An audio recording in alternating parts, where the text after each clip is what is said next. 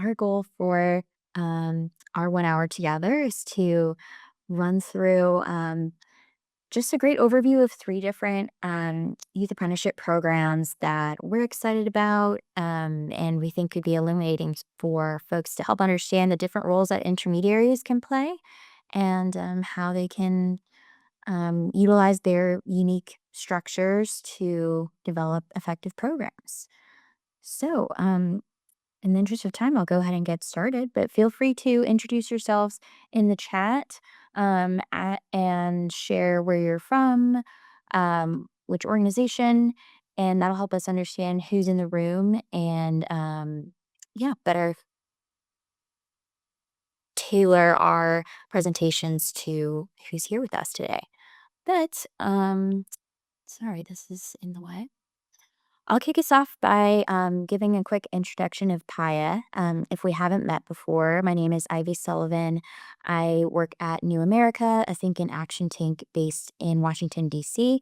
And our work at the Partnership to Advance Youth Apprenticeship is within the Center on Education and Labor. I'll get into exactly what PAYA, the Partnership to Advance Youth Apprenticeship, is in a moment. But I'll move through that briefly so we can get right to our presentations from intermediaries. And for folks that just joined us, as you have questions or would like clarification on different things that we shared today, feel free to drop a question in the chat, and we'll have the whole last 30 minutes for facilitated Q&A.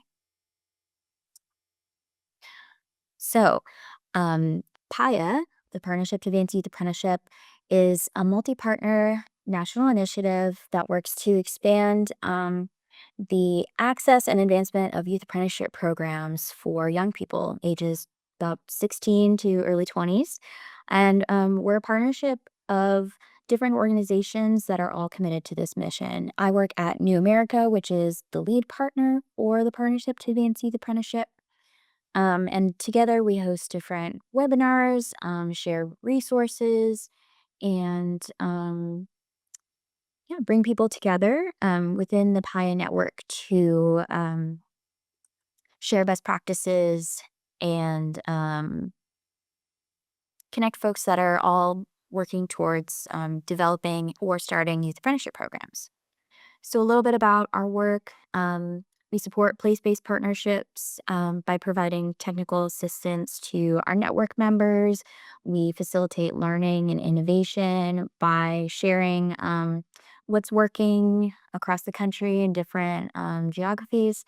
And we also work to strengthen the case and evidence base for youth apprenticeship to help inform policy right in our backyard on Capitol Hill, and also at the state level through our various partners like Advance CTE or the National Governors Association, folks that are working with policymakers to really support the implementation of policies that support our work. And then thinking about, what is a youth apprenticeship program? How does that differ from pre-apprenticeship or an internship? And I'm sure we can get into that a bit more in the weeds in our Q&A if that's helpful. PAYA has laid out principles for what a high quality youth apprenticeship looks like. So this is a career pathway for high school aged youth that can take them through that really, exciting but sometimes scary and confusing time at the end of high school through um, ages 22 or 24. And we think of those pathways that they should be career oriented, prioritize equitable access and outcomes, portable, so offering some sort of credential or perhaps a degree to, sorry, admitting folks in the waiting room to ensure that once a student goes to and through youth apprenticeship program, that they have more options on the other end of it than they did going in, and also adaptable and has data that holds programs accountable to ensure they're ensuring that students are getting the most out of their time in an apprenticeship pathway. So, for our conversation today, I mentioned we have three intermediaries with us that will share their perspectives on how they manage a youth apprenticeship program, how they got started, and the different successes or perhaps barriers to their work. Um, but intermediaries can be any one of in these three circles on the screen here. They could be an employer association, they could be a school district, or a K-12 school district, or an education partner. They could also be a nonprofit that specifically registers and starts programs. So really, the term intermediary is very broad and encompasses all the different folks that are inherently in a youth apprenticeship program. It takes a village to run a youth apprenticeship program, but there can be different lead intermediaries. And that's the crux of what we'd like to get to today with our panelists. So, without further ado, I'm super excited to get us started with our panelists today. We're joined by Ricardo Romero, a work based learning specialist at Education Service Center, Region 13 in Texas. Andy Hepburn, Chief Innovation Officer at GPS Education Partners in Wisconsin and a couple areas in the Midwest, and Dr. Tracy Miller, who joins us from Kalamazoo Public Schools, and she leads their post-secondary pathways instruction and student services. So, to kick us off, I'll hand the mic over to you, Ricardo, and we'd love to learn more about Education Service Center Region 13. Well, good morning, everybody, and thank you, Ms. Sullivan, for the introduction, or good afternoon, depending on what part of the time zone you're at. And thank you for the opportunity to speak here.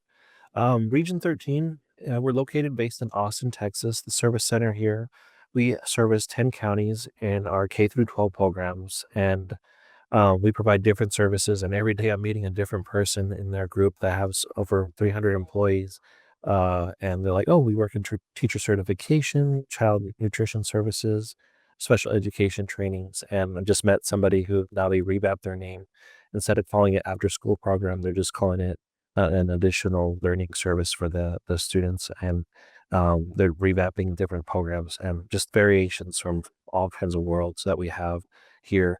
Our little group, we are called the College and Career Pathways Group, and we have a group of several team members. We're just a little island of misfits of the career technology education world. But in this world, we are working on a tri-agency grant, and in that, the grant we looked at workforce data, and these are the 5 in-demand industries that we are focusing on here in Central Texas, as we're based here in Austin, Texas: healthcare, IT, manufacturing. The licensed skilled trades and mobility and infrastructure are really big in our area, and they're very fast growing. As we're trying to keep up with the demand, and people keep moving over here to Austin. So I always jokingly just say, hey, I think Houston or Dallas is not full. So we're at capacity, but it's an ever growing city and in the suburbs and whatnot. So as a 17-year educator, just not knowing too much of what the Education Service Center provides, now knowing here as a work-based learning coordinator, trying to help more businesses get involved with our school districts. On the next slide, I'd like to focus on what we have happening in our area. We started a process almost 2 years ago with our Texas Regional Pathways Network with Pflugerville ISD, and we were able to create a youth apprenticeship with Rosedale Electric.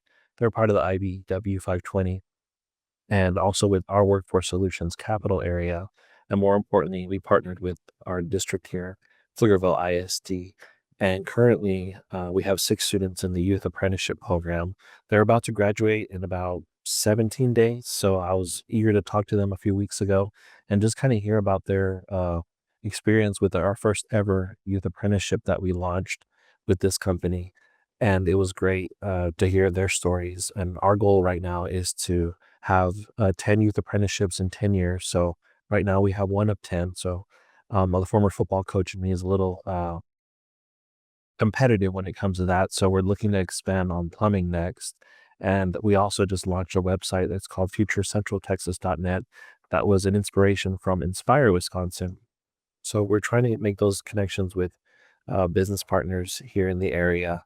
and get them more involved with the school districts and try to figure out what else we can do better, or also provide services. As a former CTE teacher, I would just look for the contact us button, and sometimes they wouldn't contact me. So we're trying to be the one-stop shop for guest speakers. And if as far as they want to go down in the menu matrix as youth apprenticeship sponsors, we hope that that will get them more involved. I wanted to share with you really quick the QR code. If you scan that QR code, it takes us to a Canva course that we have all the youth electrical apprenticeship stuff that we give these ISDs. So please feel free to take that and make it your own. I wouldn't say the word steal, but feel free to take that and rebrand it if you need to. My boss, who's mentored me, I kind of Star Wars geek out with the apprenticeship and the master, but he's helped me in learning a lot about this apprenticeship, because I know a few years ago when I started this about a year and a half ago, I spoke at the Educate Texas group, and the whole program is about to start. So it was kind of the equivalent for me not knowing what was going on. But um, they're like, "Hey, talk about the youth apprenticeship program that we're about to launch." And I didn't have a clue. I was like, "Oh, they just blew the whistle, equivalency of the referee, and we're going to play football." And I was like, "Wait, what? I don't know too much about grant writing and also the different partners and what it entails."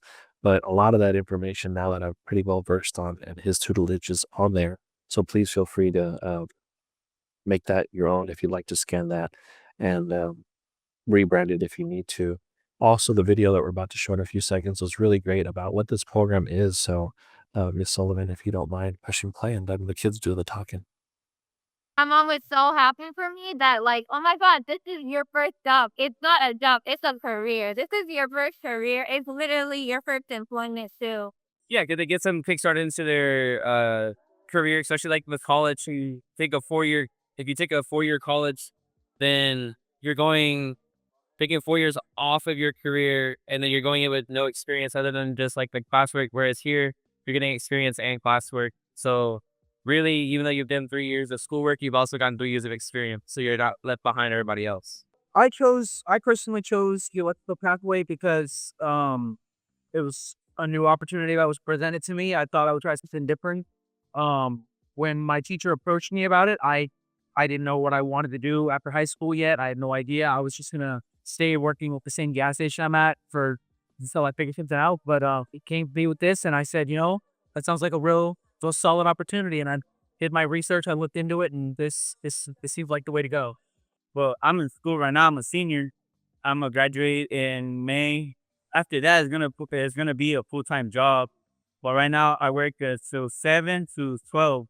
At I gotta be at school at 12:35 because that's where my test begins. Yeah, I've always wanted to be an electrician, but I never like found an opportunity for it. So as soon as this came along, I was all on board. So, and especially being you already have the company already knows you, and if they like what you do, then it's way easier to stay with them and try to find them. So I'll just say the process. Yeah, I don't see myself going to a different company anytime soon unless I really have to. But so doesn't come to that. Worked into a really good company. They've been taking care of me. There's a lot of like programs that you gotta pay for them, and you gotta buy the tools, your uniform, all this. So, Wolverine gave me the vest, gave me my tools, everything. So that's the good part that they helped me financially, gave me the tools and my uniform, like the vest, my glasses, my glove, anything. This is actually my first job, and, so I don't have much experience, but, it was an opportunity and I took it, and not not regretting it. So in my construction class, I'm usually the only female, and so jumping into the workforce, it was kind of the same feeling of I really don't really fit in. And for as just when I first started here, there was only one other female in the job, and then there were two, and then there were three, and then they come and go because people leave, and it it was really intimidating with all the foremen. Don't get afraid to speak up. Like, all the foremen are really nice. I wasn't skeptical. I was just kind of like, oh, what's this going to look like? Um, and it's been great. I'm really glad that this is going on. It's super cool. I mean, it's good. It's good to getting off on the right there for sure. And on the next slide, talked about different things, but we were able to use the TRPN grant here to help, as the student said, with some of the tools and also help with curriculum and get that rolling. One of the things that we're trying to look for is other funding and staying away from the Texas Education Agency funding all the time, staying away from their thumb, as one of my boss puts it, is like looking for other places to find long term sustainability. Because once a grant ends, then what? We don't want to just stop the program. So we're actively looking for other funding. Another pitfall is employer awareness. And that other QR code is businesses may not realize the value of high school students in their youth apprenticeship or what could contribute. So you notice that gentleman's answer saying, hey, he wasn't sure what this was about. But on another thing that he said was, I mean, he would hire them right now, right away, if he could, but they needed to finish their senior year of high school. And when we talk about that with the youth apprenticeship world, um, people are not sure, the businesses aren't sure. And if you scan that QR code, it kind of gives you a checklist of when schools are working with local school districts, there's a lot of the liability that's already covered within the IST. And when I show them that checklist, they begin to be like, "Oh, okay, we can work with kids that are under 18." So that helps a lot. So please feel free to rebrand that as well. When they see the yeses and nos, and can they work in a warehouse? Can they operate heavy machinery? And the yes and no, and all that stuff. So as our role clarity begins, we clearly define responsibility between the schools and employers, and is really essential for success. And we're eager to move on to like our next apprenticeship that we're trying to start. The positives that we have a strong regional network with multiple districts and industry partners aligning with student needs and workforce needs. Right now, we have a lot of groups in the licensed skilled trade that are ready to participate. We just got to find the districts that are ready to jump in and take that risk and help with that. With that being said, the credibility of the ISD backing helps with liability concerns, and working with minors is a big thing that we leave with. The last thing I need to say is that as we replicate and we grow across programs across the district, now that we started one, not that it's easy to start the next one, but we have the baseline and also the foundation to move on and to continue building these programs for our students in the area. As you can see, there's a big wait list of groups that want to do with this and do that with us. But we want to create that buzz and let them know that youth apprenticeship is really possible for our students, and it's also generational changing wealth that they start this pathway now that they know about it. So we definitely appreciate PAYA's opportunity and letting us get the word out about this, and we appreciate y'all's time. Thank you so much, Ricardo. That was so helpful to even learn more about yeah, those specifically the strong regional networks. That's a question we get a lot from network members. How do I build those relationships and, continue to, yeah, they have this vision for how they want to interact with the community, but figuring out how to get from point A to point B can be tricky. And also that those liability concerns are often an initial blocker to for an employer starting a program. So that was great to hear from the folks in your video that shared that they were, yeah, eager to hire young people. With that, let's make our way over to Wisconsin. Andy Hepburn is here with us from GPS Education Partners. Andy, take it away. Thanks a lot. Yep. Andy Hepburn with GPS Education Partners. We are a nonprofit organization based in Wisconsin. We've been operating, this will be our 25th year of delivering youth apprenticeship programming in Wisconsin. Quick history lesson for folks. State of Wisconsin has the longest standing state supported youth apprenticeship program in the country. It started in 1991. And so our organization began at a manufacturing company in 2000 that was interested in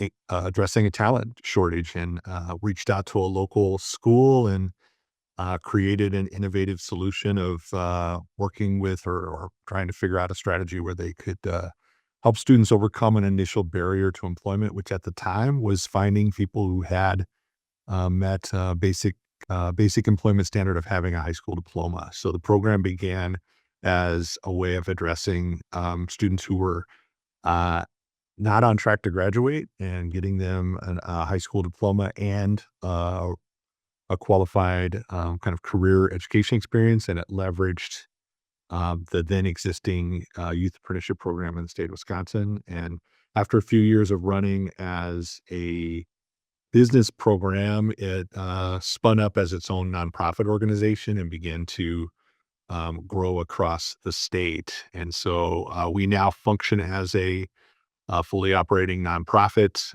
We've been operating in the state of Wisconsin. I'll talk about that program. And in the last 5 years, we've taken on a role of functioning as a national kind of work-based learning intermediary, and I'll talk about that as well. Our goal is to really spread the value of work-based learning in general, and help make sure that every student has a chance to get a real world hands-on experience before they get out of high school. Obviously, we see youth apprenticeship in particular as, one of the best ways to make sure they have, if they can get one of those experiences, that's the best way to really make sure they can have good decision making before they leave high school. It's not going to be available for every student, but the more we can build those opportunities, the better. So specifically how we do that, if you want to go to the next slide. Like I said, our kind of cornerstone program that we've operated for what will be our 25th year is our Wisconsin Ed Center and Youth Apprenticeship Program. It's operated in a very unique way. It's primarily served, as I said, at-risk students. The idea was students would be pulled out of their high school. They would actually attend classes in a education center that is physically located on site at a manufacturing company. And so if students go there, they enroll in the program, they receive all of their educational coursework, mathematics, science, social science, things that are needed to get their high school diploma. We also provide the technical coursework needed that aligns to the apprenticeship program, and then they also receive their youth apprenticeship. So we function as both an education provider and as the work-based learning or the youth apprenticeship provider as well. We currently operate 8 education centers around southeastern Wisconsin. If you look at that, in the process of doing that over the last 25 years, we've gained a ton of understanding of what it takes to work with students, to kind of work with employers, to work with a wide range of communities, schools, community colleges, 2-year schools, associations, all the various things that are there. This current year, we will be graduating or having our largest group of completers. We enrolled 225 students in the program this past year. We'll have 140 that complete their high school diploma with us and advance on to either further study or direct hire or ongoing areas. Our youth apprenticeship program is a state-sponsored youth apprenticeship in Wisconsin. For a long time, the youth apprenticeship program in Wisconsin was somewhat separate from the adult apprenticeship program.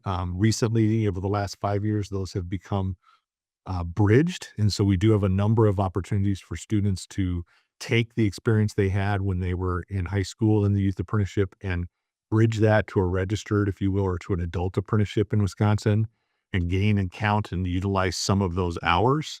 And so that's been a big part of the work that we've been able to help facilitate in the program. It's also been kind of an interesting model that helps frame up a little bit how we think about youth apprenticeship. So for us, it was not always about occupational training. It was about helping students gain the experience and understanding of what do I need to do to be ready for the next phase? What specific type of occupational experience am I interested in? So because we started in manufacturing, we started with students that their first goal was to be able to graduate high school. The second goal was to find out if I like manufacturing and do I want to do that.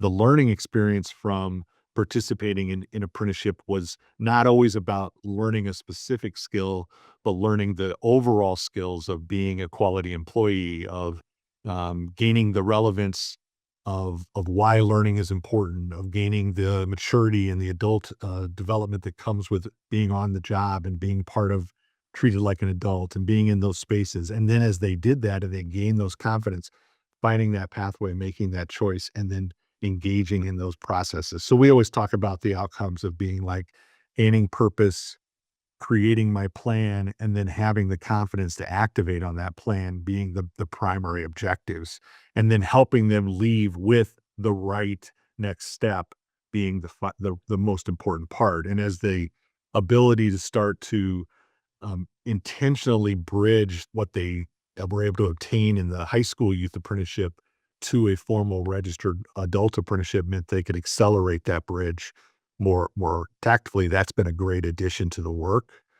For some, that was the right next step. For others, it was staying where they were and working in whatever the right training they received from that employer. For others, it was to go on to the military, whatever that looked like. So the program has been very successful over the years in helping students make that transition. We've seen it diversify now from manufacturing into what I call kind of adjacent industry groups. So we have automotive, we have some emerging construction. We see a lot of students who, go through that experience, gain all of those benefits that I described, and then at the end of that go, yeah, but I don't really want to do manufacturing. And so they figure out that they do want to do something else and they have that other path, which is always one of the pitfalls of, kind of leveraging apprenticeship with youth, is that not all the time is the outcome going to align to that, like next job is my perfect choice. And we have to be willing to accept those outcomes as we layer that out there. So program is unique. It requires a lot of resources. We generally have obviously we're doing a full educational suite, but then in terms of supporting the work-based learning, we do all of the partnership development, all the employer outreach. We do all of the work-based learning coordination, and we do all the school outreach and support. So we have a pretty significant investment in that space, and we rely on a braided funding model that includes employer partnership paying for services. So they are generally making a contribution that aligns to the funding of that, as well as relying on some state funding and some investment by schools. So but it's been a sustainable model that's allowed us to continue to provide those services for, as I say, close to 25 years in the region. Last piece I'll share is, as I said, about 5 years ago, our board came to us and said, how can we serve more? There is a certain limit to how much you can scale those type of programs. And so we launched what we call our client solutions, which is really looking at the experiences and expertise that we've gained and thinking about how do we expand our knowledge and work with others. And so we began to develop what we call our intermediary services, or our work-based learning solution services. That's really resulted in working along a fuller spectrum of work-based learning delivery models. So we do career readiness, career exploration work with schools. So we have a number of projects where we've worked with schools who are interested in making that transition, maybe from being a very college-oriented, college-first type of organization, and thinking about how to build out or build capacity or add work-based learning to their kind of curriculum, to their, how do they add internships? How do they add apprenticeships in? How do they build that out? That's led us to different parts around the country. Most recent work in that area has been with the Baltimore City Schools. We've done some work with some charter schools in that space. We also work with employers, usually large companies who have a footprint around the country with lots of locations, who want to create a youth talent solution, but everywhere they go, they have to work with a different set of policies, a different school, a different local college. And so it's very challenging to figure out how to manage all of that. And so we've been fortunate to be able to work with them to create a kind of employer-driven initiative that goes out and works in those spaces and creates usually, again, it starts with kind of how do they show up in the space and engage effectively, and it leads to some type of internship space. One of our large opportunities there is with 3M, helping them bring out some early STEM awareness programming through some 2-year colleges that feeds down into high schools and regions, largely rural, that gets the messaging out about careers in mechatronics and things of that nature.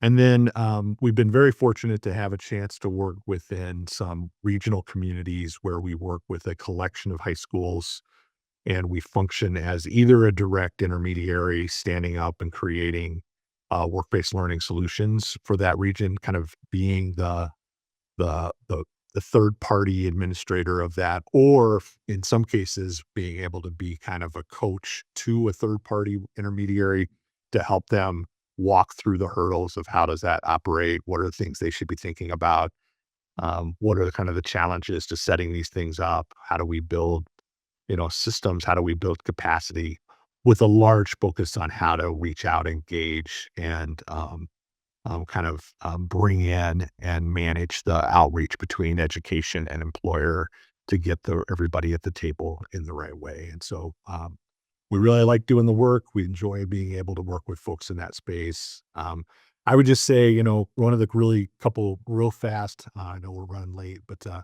couple high level lessons that we like to talk about are um, it's really, really important that, if when you're in the space early on, is to get very clear consensus on why all the people are in the room. Work-based learning or even apprenticeship has a lot of different meanings and definitions and structures. And even though everybody can say the same thing, it's not uncommon at the end of the day for the student to be thinking the experience is for one reason, the school to be thinking the experience is for a different reason, and the employer to think it's for a third reason. And they could all be doing it for the right reasons, but have different expectations. And in the end, it doesn't come out the way you thought it would. And so it's just really important. Communication is really critical in those spaces. And I would completely echo Ricardo's comments about the biggest barrier for employer engagement often is perception that it's either too risky and there's too many barriers, particularly people under 18, or the other one that comes out on our end is that they don't feel like they're going to do it very well, and they're afraid that they're not going to be able to deliver a quality experience. And so it just takes a lot of meeting them where they are and helping them see the opportunities and that they can provide this, and really work with them to give them the confidence that they can make that happen. And that takes getting out of your shell and really going out and working with them to and helping them. When you find somebody who's doing it well, leverage that employer to talk to other employers to give them a chance to see what it looks like. So Thank you, Andy. Yeah, speaking out of getting out of your shell and thinking about what you mentioned a bit earlier about apprenticeship as being a career exploration tool, I think everyone on this call can probably think about some career exploration programs and initiatives that are not very substantive, but thinking about the youth apprenticeship program as a way for students to figure out what they do and don't like, that's, a win to figure out what you don't like. Even if you don't end up like working in that job full time. And the employer also gets a set of hands on site working. And so it's a bit of a win-win where students can try something out without going into debt. They're actually earning a wage, and employers can get that early career support that they're looking for. So thank you, Andy, for sharing. And yeah, I'd love to learn more about the different programs you're doing in different states too, to help, yeah, use the same, even using the same language across different states is something that we're looking into, and it can be tricky. But on to our next panelist, Dr. Tracy Miller. Um, would you like to share your thoughts now? Absolutely. A good afternoon to everyone that's on this call. Thank you, PAYA, for an opportunity for us to showcase Career Launch Kalamazoo on this very important day. But first, before I go into our presentation, I want to first introduce our team. Go to the next slide. So this is our Career Launch Kalamazoo core lead team, and these ladies are responsible for all aspects of Career Launch Kalamazoo. We have LaJoyce Brooks, who's on the call. She is the Director of Office of Apprenticeship and Prior Learning. And we have Sarah Clerk, who is the Senior Director of Organizational Strategy and Workforce Innovation. So LaJoyce Brooks is with Kalamazoo Valley Community College, and Sarah Clerk is with the Kalamazoo Promise, the first Promise organization in the country, who is serving our district, the Kalamazoo Public Schools. So I want to just thank them for being on this call.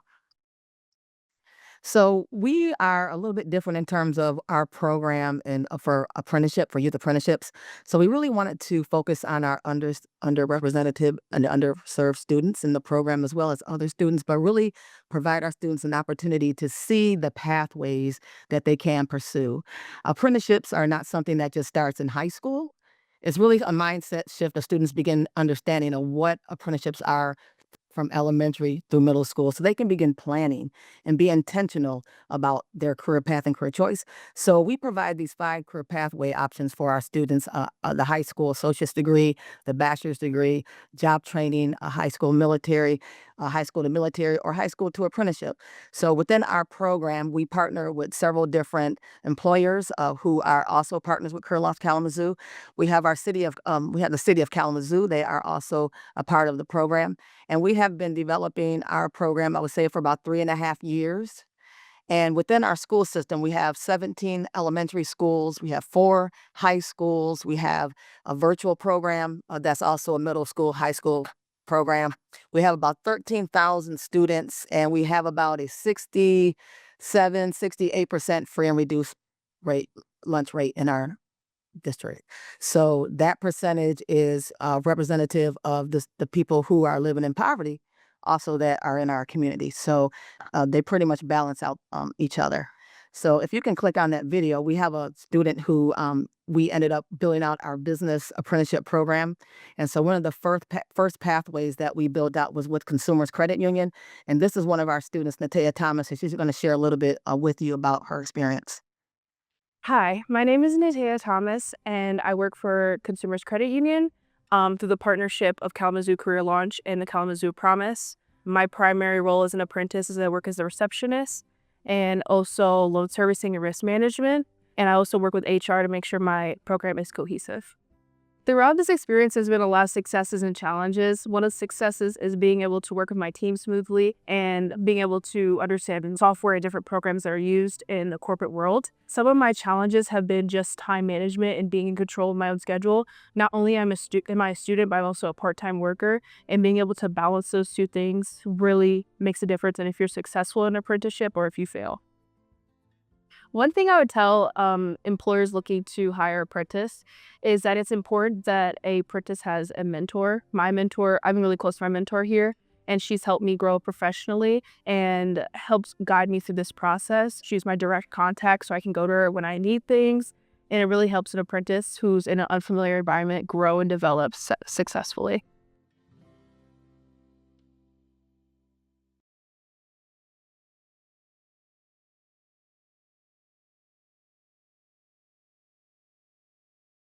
So part of the work that we're doing within our school system is creating a promising progressive career pathways plan.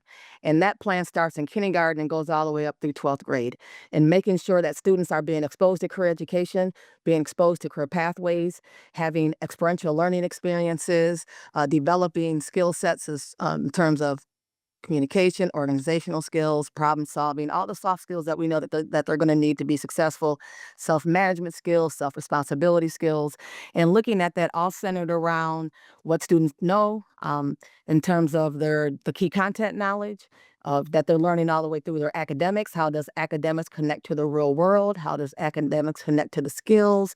And really trying to focus in on really building the skills and competencies of students while they're in K-12. Also helping them to begin thinking about their cognitive skills, critical thinking, higher order thinking, so that when they're being challenged with problems, how do they develop the solutions to those problems? Because on the job, there's going to be, especially in apprenticeships, there's going to be a lot of times where they're going to need to have those higher order thinking skills. Then also looking at how they act in terms of their key learning techniques.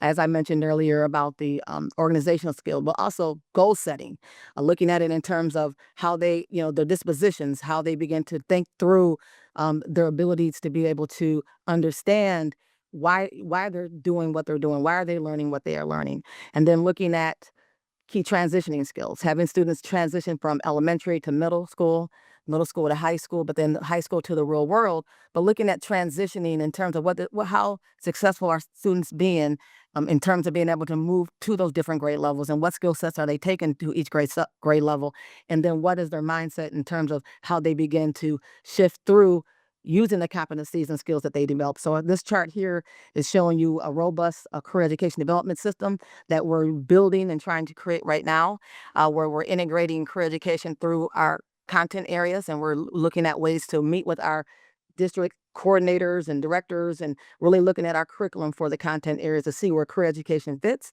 and then to make sure that they are making it applicable to what students are learning. So when you see here, we have the career awareness and career exploration. Those are things that we're doing up through the middle school level, elementary level, middle school level.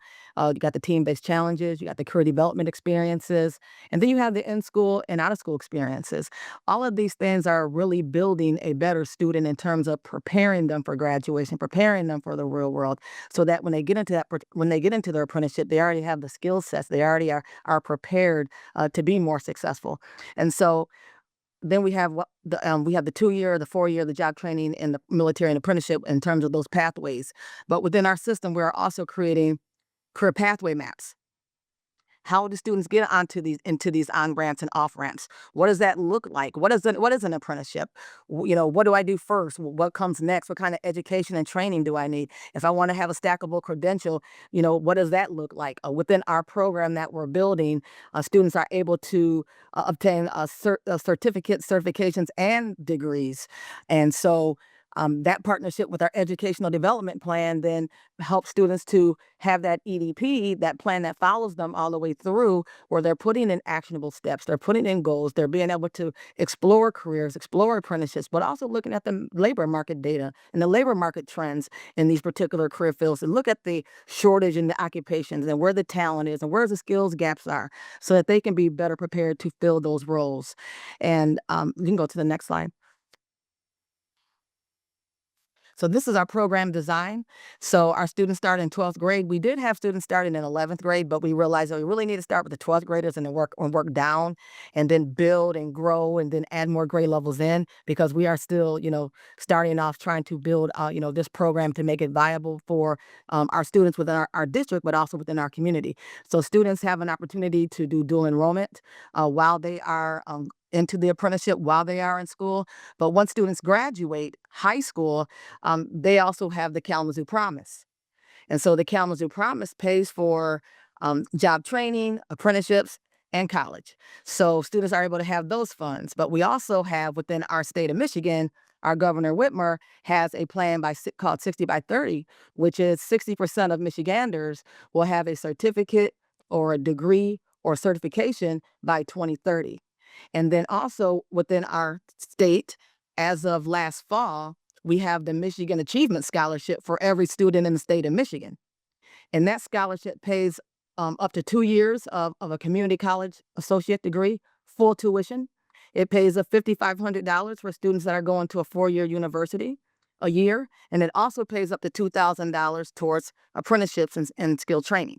So students are able now to have funding that's also helping to support them in that, and their educational and career pursuits. So our career pathways that we're looking at in terms of begin building out our business services, our education, teaching, grow your own, our manufacturing, IT, skilled trades, and we're looking at building in cybersecurity and healthcare. So we within our within Career Launch Kalamazoo last fall, we became a district standard holder for Grow Your Own for education, teaching apprenticeships. So for early elementary and for elementary, the Kalamazoo Public Schools is now a registered teacher apprenticeship program. So we currently have 3 students in that program that's teaching alongside KPS teachers that are also attending Kalamazoo Valley Community College and Western Michigan University through Teach Kalamazoo. And Teach Kalamazoo is a collaboration between the Kalamazoo Public Schools, Kalamazoo Valley Community College, and Western Michigan University. So our students are attending both the community college and the university at the same time. And they are in an accelerated teaching program for 3 years instead of 4. So they go through the summer, they take classes in the summer, and based on that Teach Kalamazoo partnership, one of the legs of that is this apprenticeship program as well. And so within our region and within this area within Kalamazoo, we're really looking at growing your own, we're looking at developing apprentices, and we're really looking at building a sustainable workforce for Kalamazoo. And so some of the peaks I would say in terms of what this program presents is the partnerships. Because the partnership with the Kalamazoo Promise and the partnership with Kalamazoo Valley Community College, we would not be able to be in this space without those partnerships and the work that they do. But then also being able to have community partners that are also familiar with these organizations already, that our students are able to be able to join into Career Launch Kalamazoo, where our students are able to have opportunities at these with these different employers. I would say another peak of this work in this program would definitely be the work that our counselors are doing within our school district, because counselors are key in informing students of that career path and what that looks like. And the work that we have been doing with multi-tier, multi-domain systems of support, MTMDSS, and making sure that students are getting tier 1 career services and working on that plan, and having our middle school counselors and our high school counselors work together in those professional development sessions. What does that really look like when you are guiding students into career pathways? But then also the professional development that we had a couple of years ago with counselors, ensuring that they were certified, getting certifications in understanding apprenticeships and workforce and the trends, and so they can stay current in their knowledge as well in terms of the work that they do. So we're really excited about Career Launch Kalamazoo. We're really excited about the partnerships that we have within our community, and we really are excited about PAYA being part of that work and providing us additional support and information to continue to grow the work that we're doing. Thank you, Dr. Miller. That's great to hear that y'all are focused on, as I'm wrapping up, feel free to drop questions in the chat, y'all. But that's great to hear that you all are expanding into teaching apprenticeships as well. I know that's a high demand sector that, we can all feel that pinch with, larger class sizes and, teachers just not feeling well supported as they're learning and making their way towards being a lead teacher. So it's great to hear. But that's it from our panelists today. We have just a few minutes left for questions. And I wanted to flag too, we do have a monthly newsletter that we send out sharing analysis and highlights from network members like the folks that presented today. So feel free to scan that QR code if you're interested in subscribing. But in the meantime, while we wait for folks to drop questions in the chat, I saw one that asked about manufacturing sites. I know Ricardo and Andy, you both oversee some manufacturing apprenticeships. How does that work? How many apprentices can be on site in a factory setting, or are there other, in thinking about advanced manufacturing, I bet there's labs and different offices, but I know that there's some concepts that you can't bring high schoolers into a manufacturing program. It's unsafe. So if either of you want to take that and answer what your response to that is, that'd be really helpful. Yeah, I mean, specifically, we have, I think we have about 55 active manufacturers, and so the average is taking around 2 to 4 students. I think, obviously the size of the company makes a big difference in terms of how much. The main variable is their capacity to provide a quality mentor and an experience for the students. So places that have, limits on those things, can be challenges to that. I think the sweet spot is usually 2 to 4 students. Sometimes smaller shops can't do as much. Sometimes big companies don't have enough variety of experiences, and so it can be difficult to give students with there's some issues there. Sometimes it depends on their, like how much work they actually have as well, and so what does that all look like in that space? And so it just depends how that fits. But for our programming and up here with a large manufacturing apprenticeship program, we generally will usually have like 2 to 4 students. Some places will take a little more. We try not to have like one student working at a company, because if it goes poorly, then you don't have anything there, to keep engaging them with or something in that effect. So usually try to minimally have two students if possible, but it just depends. That's helpful. And in thinking about, the benefits of having smaller groups of students on sites, we have a working theory that apprenticeships can also help students to and through high school graduation and help them transition into the workplace or a registered apprenticeship. I guess like an adult apprenticeship or a different training program, whatever they're interested in. I'm curious to hear from you all. Um, have you seen any examples of that, or in thinking about how youth apprenticeship could serve as a way to help students stay connected to school or the workplace?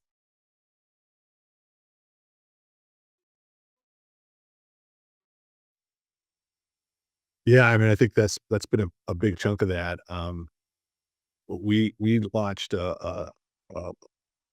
we launched some programming with some in one of our regional community projects. The first group that we started with, which was we just launched like a 1 semester pilot program with a group of 4 schools in manufacturing, and one of the first students who had already some CNC coursework at the school.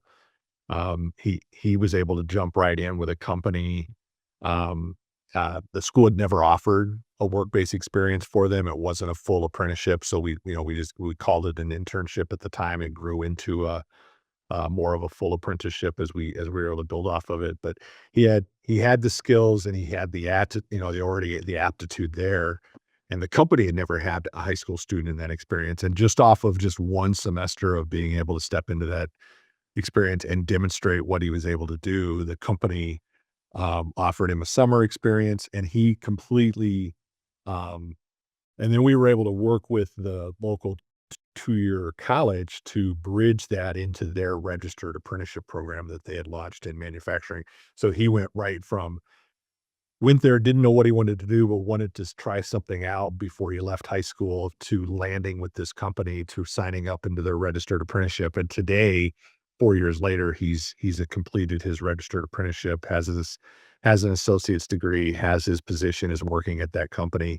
And it was all because he had that one experience that became available to him kind of serendipitously, because we launched this program at that particular point in time. So I think, it is a very common experience that students, given the opportunity, are able to find their way to those type of things if they're in that space, and that the opportunities are made available to them for more learning or more pathways by companies than oftentimes we even know exist when we first built those out with those initial partnerships. We see a lot of examples of companies creating opportunities for students.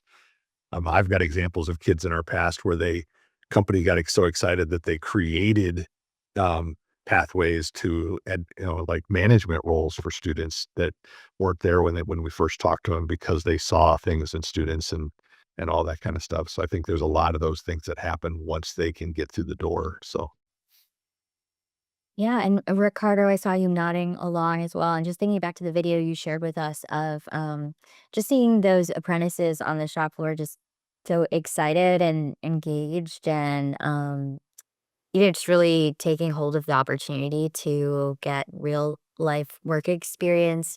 Um, yeah, what's been your view of if youth apprenticeships can serve that function of keeping students engaged. Exactly that word, the opportunity. I know Dr. Miller mentioned that too, like having generational changing wealth for these students that didn't have that trajectory or didn't have that opportunity or even not knowing about it.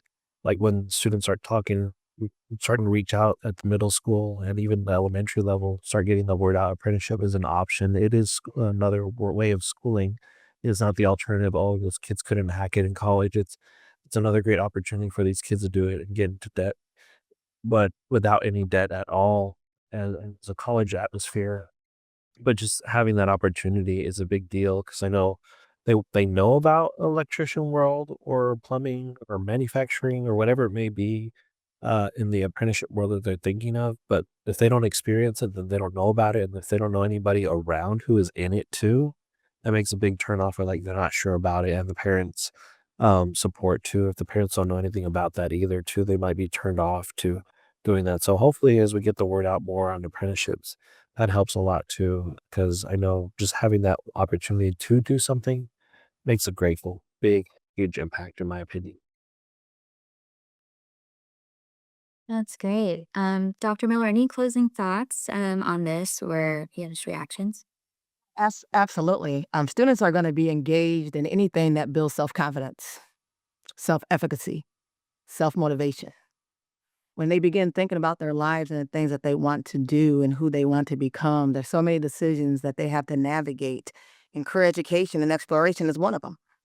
They have to know who they are through self-awareness. They have to understand what options are available. They have to understand how to make sound informed decisions, as well as what it looks like to actually put that plan in action and the action steps you need to take to be successful in that pursuit. So apprenticeships, youth apprenticeships, in terms of students being able to have an opportunity to pursue them, is really having them to understand early why they're learning what they're learning in school and how they're going to be able to apply those skills to real world learning in a career that is high quality, high demand, high wage within our region and within our area. So youth apprenticeship, I see becoming more and more as something that students will want to pursue, because even if they are not really ready to go to a 2-year or 4-year, and in their mind they're thinking that apprenticeships is aside from college. Apprenticeship within our CLK program, students are going to college, so it's not an either or. You go to apprenticeships or you're not going to college. Our students are doing both. So making sure that students understand what apprenticeships are, making sure that they understand that they can earn college degrees through those certifications, I think will help to open up that pathway for more students to want to pursue apprenticeships once they understand that there's many on-ramps and off-ramps to their career goals. Oh, yeah, that was fantastic. Thank you. And I think we should wrap it up there. And we're just at time. So, um, I'd just like to say thank you to our PAYA Funder Collaborative that funds our work, that made this webinar and others like it possible. If y'all are interested in attending other events just like this one, feel free to subscribe to our newsletter or check out the New America website, and we'll have um, resources available there, links to different events. But yeah, with that, happy National Apprenticeship Day, everyone.